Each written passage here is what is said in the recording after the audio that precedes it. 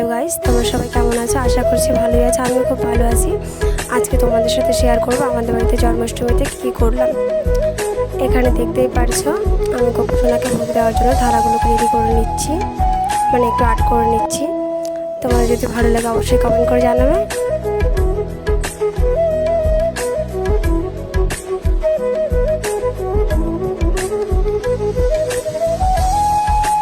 তারপর থালাগুলো কমপ্লিট হয়ে গেল। তারপর আমি দোলনাটাকে রেডি করে নিচ্ছি।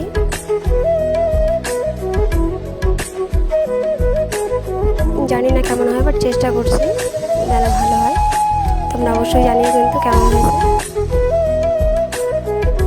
এখানে মা ছোট দিদি মিলে ভোগের রান্নাগুলো করে নিচ্ছে।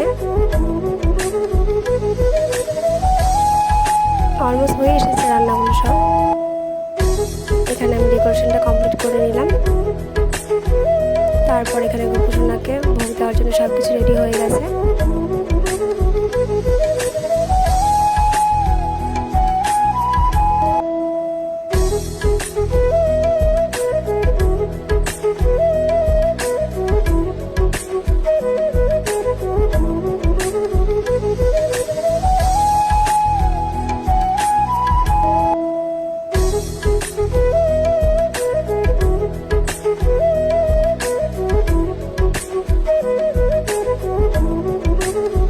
তারপর এখানে ছোট দিদি গোপুসোনাকে স্নান করে নিচ্ছে।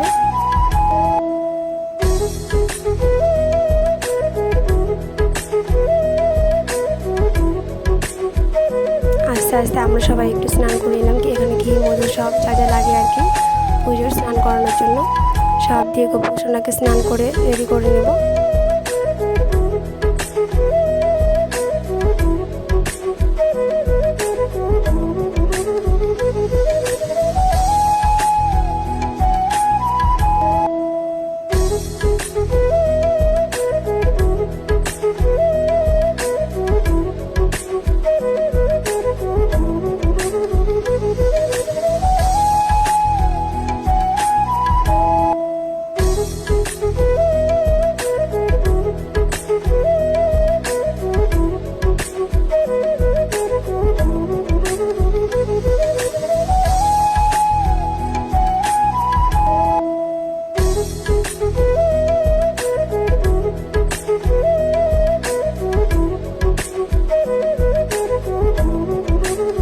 গোপুসোনার স্নান প্রায় কমপ্লিট। তারপর এখানে মা রেডি করে নিচ্ছে গোপুসোনাকে।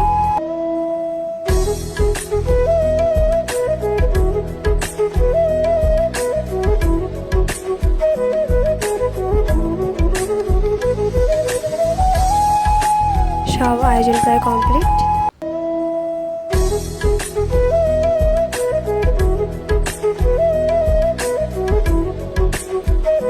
তারপর আমি একটু এখানে আরতি করে নেব। পুজো করতে গিয়ে সব ভুলে যাচ্ছিলাম কি আগে করতে হবে কি পরে করতে হবে।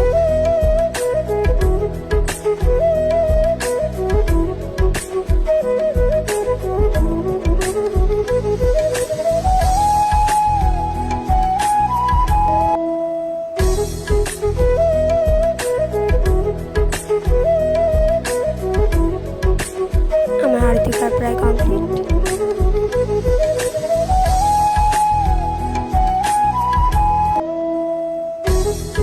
তারপর এখানে দেখতেই পারছো গোপুসোনার কেক কাটিং হচ্ছে।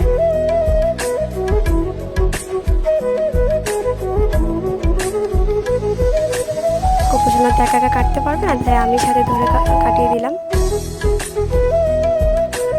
তারপর এটা পরের দিন সকালবেলা বাল্যভোগের জন্য রেডি হয়ে গেছে। কেমন লাগছে তোমরা সবাই জানাবে। কি মিষ্টি লাগছে না বাবুকে দেখতে। এখানে আমি দুপুরে ভোগ দেওয়ার জন্য সব কিছু আগের দিন তো আর্ট করেই রেখেছিলাম, ওগুলো আস্তে আস্তে সাজিয়ে নেব।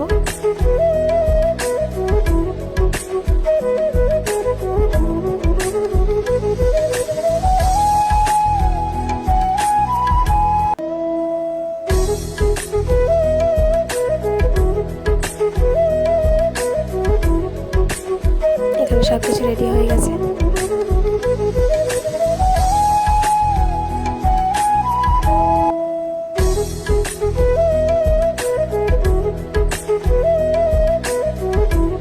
আমি নিজেই করেছি। তোমাদের কেমন লাগলো তোমরা জানাবে।